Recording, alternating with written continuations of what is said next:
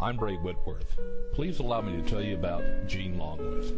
Miss Longwith was a graduate of the University of Texas at Austin with a master's degree in speech and theater in 1948. She earned a Master of Fine Arts degree at the University of Iowa in 1950. She moved back to San Antonio and was chairman of the speech and drama department at Thomas Jefferson High School from 1955 to 1964. Several popular San Antonio disc jockeys received their first training from her at Thomas Jefferson. In 1964, she initiated, designed, and developed a curriculum for the radio, television, film department at San Antonio College. She applied to the Federal Communications Commission in 1965 for a construction permit and a license frequency of 90.3 on the FM dial. She submitted the call letters KSYM. She related to a class 7 years later why she chose the call letters SYM. She said it stood for a symbol of sound, or a symphony of sound. She served as KSYM's general manager until 1983. Many successful broadcasters started their careers at KSYM. Mark Lewis, also known as Hawkeye,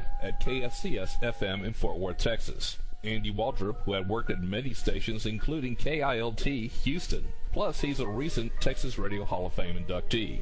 Ray Whitworth, who, like Andy, worked at many stations in Texas, including WOI San Antonio and WBAP in Fort Worth. Becky Chavarria, who went on to WBAP Fort Worth. Plus, Sonny Rio and Hector Reyes of Rio and Reyes, who rocked many stations in San Antonio, including KTFM, and who are now inductees of the Texas Radio Hall of Fame. She was appointed to the San Antonio Bicentennial Committee, the San Antonio Fine Arts Commission, and served as chairman of the San Antonio Cable Television Advisory Committee. She was selected for the San Antonio Hall of Fame in 1989.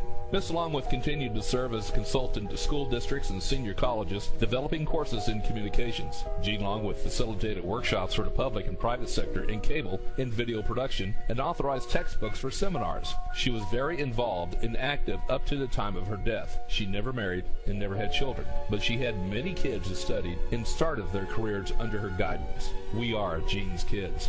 Jean Longwith was a pioneer in radio broadcasting in Texas when women were not in any kind of prominent role in the broadcast industry.